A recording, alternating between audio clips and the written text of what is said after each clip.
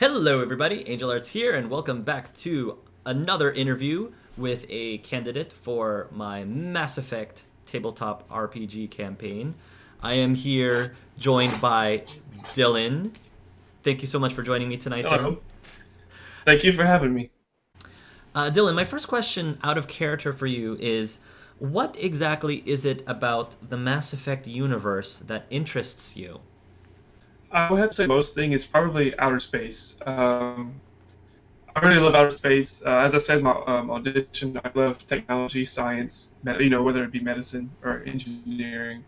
Um, just the idea of being able to explore things that no one's ever seen before, because this planet is pretty much, you can Google anything you want out there. It's not so easy. You have to go out and find things for yourself. You have to be brave enough to face the unknown. What is it about tabletop gaming or role playing that interests you?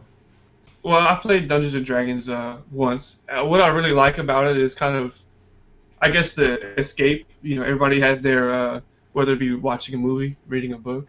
It's a great way to escape and go to a whole different world, somewhere you can learn something new, out of the box, if you so to speak. What I like most about role playing is kind of the same idea. You get to, get out of yourself, be somebody else for a day or a weekend, whatever. um, do something you couldn't normally do, not only because maybe you're not skilled at it, but because you can't do this kind of things in this world, if that makes sense. Dylan, why do you believe that you personally would be a good fit for my style of DMing? I like story. I've been watching your Dragon Age videos for about a week or so now. I think I'm around the halfway midpoint. Okay. I really like how involved the characters are. I really, with my experience playing D&D, we were just kind of there, running around killing stuff. We didn't really associate with one another. We didn't have any bond that kind of Mm, held us together or even drew us apart. mm. Um, I think that's why uh, I think your style would be good for me. Okay. And Dylan, what is it about you that believes makes you, as a player, a good person to game with the other players? I try to be casually funny. Okay. I don't hold biases. I don't judge people. I love gaming. It's a great way to meet new people, gather different ideas about different games, even find out about games that I've never heard of or they've never heard of. Um, So we're okay. going to go ahead and start going into the role playing. So you emerge from the elevators. You go through some very majestic looking glass doors. This entire building itself looks very well kept. Definitely one of the nicer buildings in the Citadel, which says a lot because Citadel has some very immaculate locations, so locale, if you will. There is a secretary at the front desk who greets you. She gives you a warm smile and she says, "Yes, sir. May I help you?" Yes, I'm here to see Liam, please, for an interview. You have an appointment. Mr. She sort of tilts her head a little bit, puzzled. Mr. Sink? Sink? Yes, that's the name that I go by. Oh, yes, of course. Uh, Thank you very much, Mr. Sink, for being punctual. Mr. Musey likes that. Please follow me. And she will Of escort you down the course. hall. You will come into this very well decorated office. The first thing that you notice is the faint smell of lavender as you enter into Mr. Musey's office. It's very well kept, cushy seats. There is a gentleman dressed in a magnificent looking suit. Um, he is dressed in an orange pinstripe, actually. And he looks up at you and gives you a very warm smile. And he says, "Ah, Mr. Sink, sir, it is a pleasure." He gets up and offers a firm handshake to you. Okay, I just kind of walk up. The pleasure is all mine, and I just shake his hand with a firm, strong grasp. He kind of shakes his hand a little bit. Could you please describe for all of the viewers the physical appearance of your character? Okay, so he has a lot of like mechanical Augmentations? augmentation. So he uses like I guess fake skin to kind of hide it, Okay. and he kind of wears like a long kind of coat too to kind of hide like bulkiness of his body. Okay, have you played or seen Deus Ex Human Revolution? Yes, yes. Is it a Kind lot? of like that. Kind of Yeah. like, okay. Kind of like that. All right, now I've got a little bit of a visual. Okay. You know what? We'll even say he has the glasses too. All right. So, He has the shades. Okay, so he looks yeah, like he doesn't look exactly like Jensen, but he's got the idea of Jensen. yeah. Can I offer you a drink, Mr. Sink? What exactly is your beverage of choice? If you don't mind, I'll just have a scotch. Scotch, of course. He snaps his fingers. His assistant in the adjoining room emerges, turns to her and says, "Scotch for the good man here." "Yes, Mr. Musey," his assistant says, and she goes off to fetch it.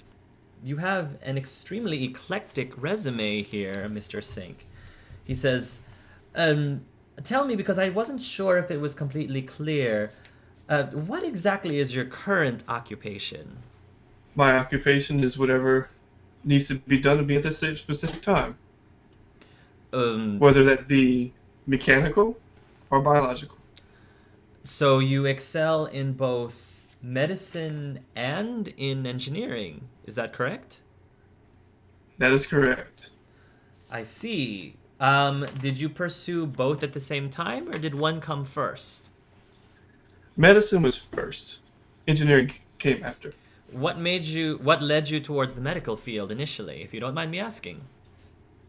Oh, sure. Medicine. I've always loved medicine. I've always loved science as a whole, but medicine drove me first.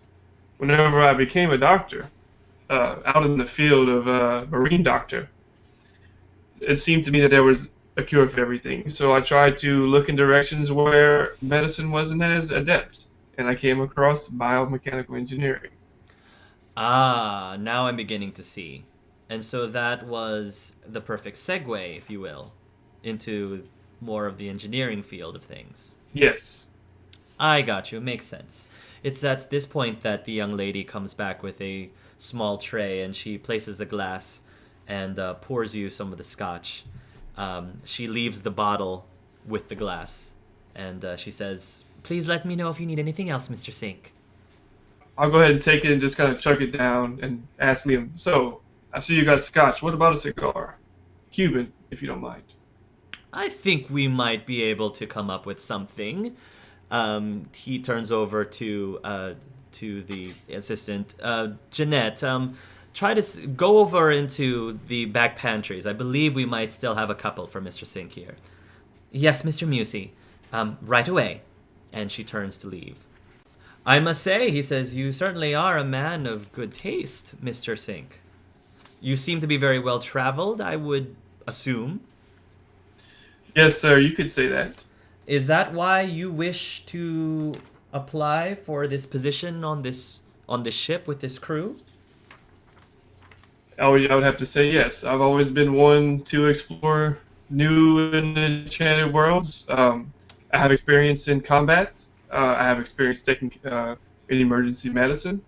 I also have experience in maybe repairing limbs that are become certainly suddenly forgotten. So, besides exploring the world, what exactly are you trying to get out of your experience on this ship with the crew? I'm trying to harden emotions. We'll leave it at that. All right. Straight to the point. I like that. The woman, Jeanette, arrives back and she opens for you a box that contains actually an assortment of different cigars. Mr. Musey will offer to allow you to sample smell each one. My apologies if you don't find anything to your liking. I believe that's the final box that we have in the chantry, in the pantry. The chantry. So we happen to have a church. There happens to be a chapel back there that apparently has a collection of cigars. I'm sorry. Go ahead. Thank you, Liam. I'm very set in my ways. I'll just take it to Cubans if you don't mind. I'll take a big puff. The assistant leaves, and then I'll ask Liam. So, are you one for drinking and smoking? He says, indeed I am. However, I prefer to do it on the off hours, but you are definitely welcome to make yourself comfortable here as much as you'd like. What if I told you that certain things, maybe as small as drinking and smoking, have no risk for me any longer? Now you have me very curious, Mr. Sink. Would you like me to show you? He sort of looks around the room. Is this off the record or on the record? Off the record, definitely. He pushes a button, which you believe is what he's using to end the recording. Okay. And he snaps his fingers. Jeanette comes in, and he says, "Jeanette, if you could please, a little bit of privacy." "Of course, Mr. Musey," she says, and he shuts the door. "Please, continue." First off, I'd like to thank you for your honesty and respect in leaving this as a private matter, if you will. Of course. So then I proceed, I kind of take off my, I guess, trench coat, and I kind of like remove, I guess, kind of like a glove, the arm, Ah, okay. and it kind of show. And then I retract retract the glasses as well to kind of show like my eyes, like they're kind of like the Terminator eyes. Yeah, I was gonna say but when you not removed the as, like, glove, I was robotic. like, I was like, Yeah, Terminator. "Come with me if you want to live."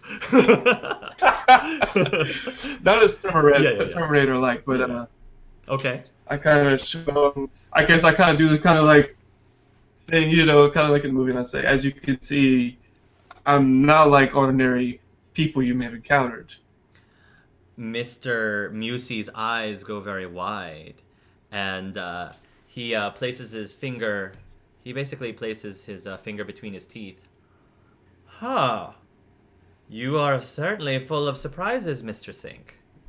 So, off the record, when did these alterations happen?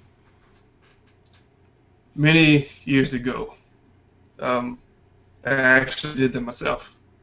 Ah, that's yourself. That's very impressive.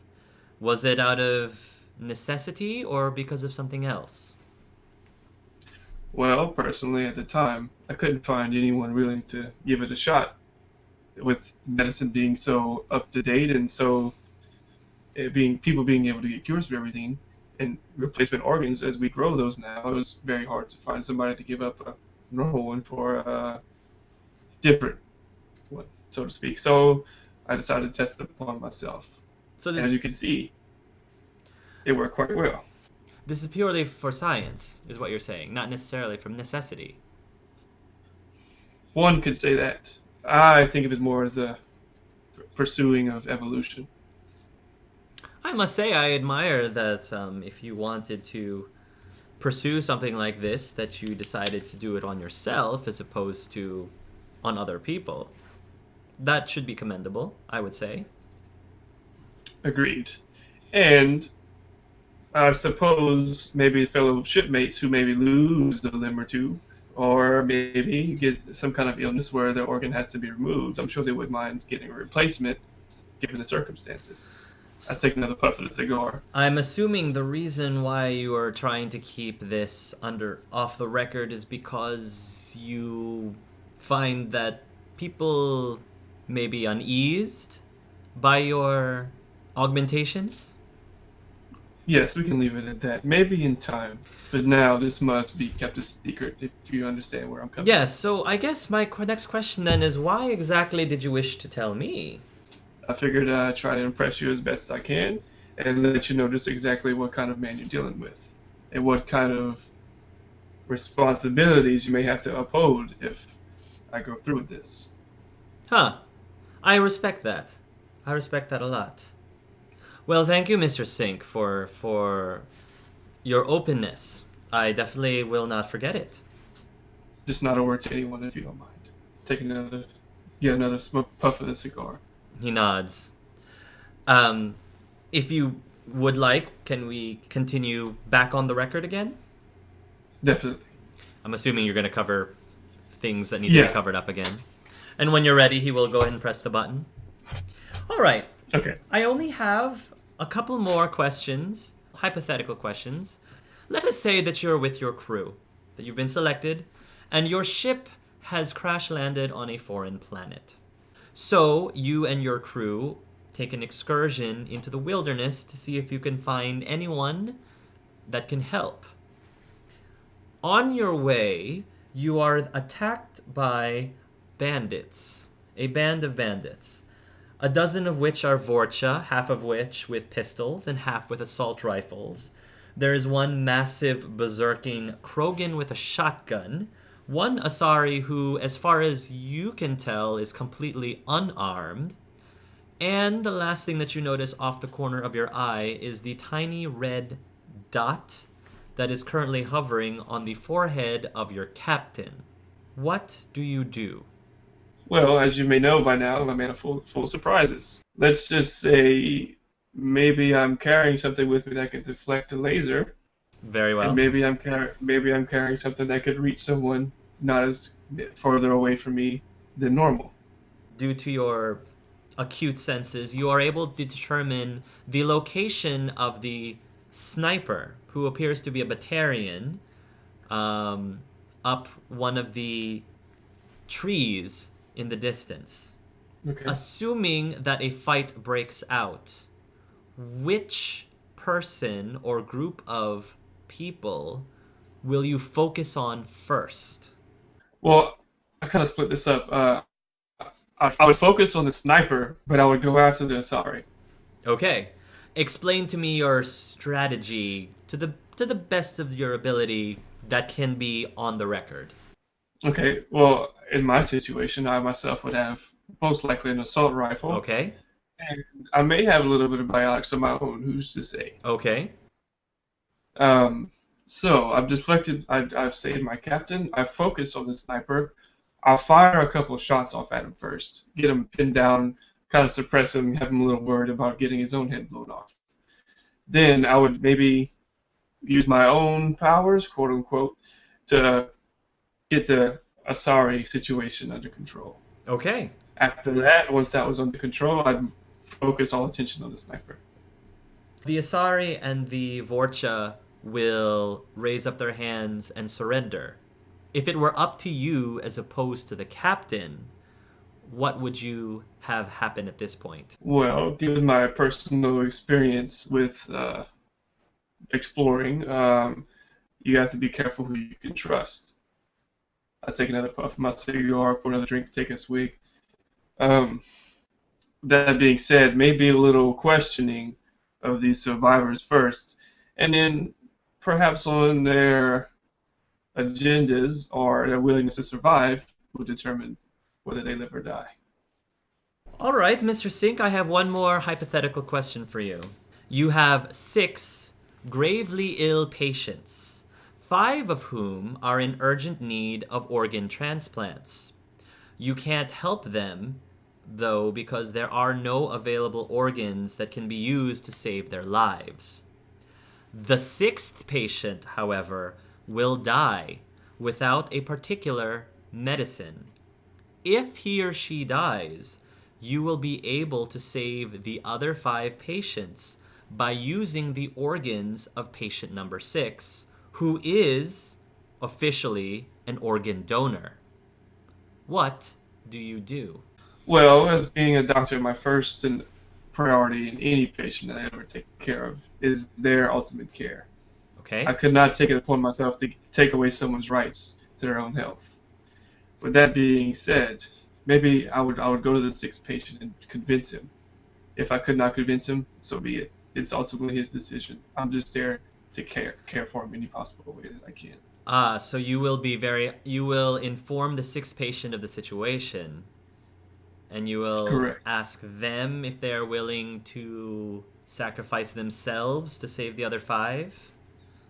Correct. Okay. I could not take it upon myself to reject someone's medication, no matter the person. And I have one final question for you, Mr. Sink. Red, blue, or green? Definitely red. I could explain it in one word.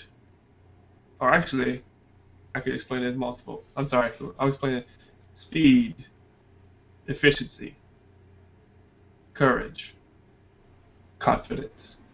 I would like you to address the crew of the ship directly and give your pitch, your final pitch, telling them why they should select you to be part of their crew. Is there like a name of the ship? We'll call the ship the Tempest Dream. Just for now. It's not going to be the Tempest Dream. Okay. It's not going to be that, but we'll call it that for now. Crew of the Tempest Dream.